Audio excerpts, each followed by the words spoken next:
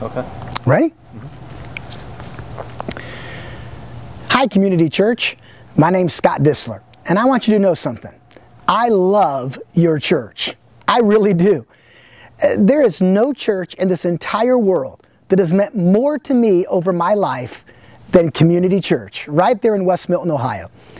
It was in the summer of 1985 and 1986, while I was still in college, that I spent there in West Milton serving as your summer intern youth pastor. And then after I graduated from college in May of 1987 and got married, my wife Laura and I moved to West Milton, where we began our lives together and where we started serving as the youth pastor there at Community, where I spent several years on staff. When I think of Community, I have all kinds of amazing memories. Some of the fondest memories I have come from your church. I remember the youth quakes, where we saw literally hundreds of teenagers come to know Jesus Christ. I remember dragging that big chicken out of the garage every summer and setting it up in the front yard of the church to announce to the community that Bible school was coming, even if it meant me having to wear green pantyhose. But we won't talk about that. I remember sewing Sundays and friend days and Saturday night alternatives.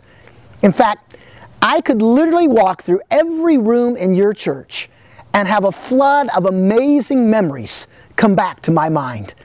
It was at Community Church that I cut my teeth in ministry. It was right there at Community that I developed my philosophy of ministry. It was at Community Church that I found my mentor and pastor for life, Pastor Steve. It was while we were doing ministry at Community that both of my kids were born.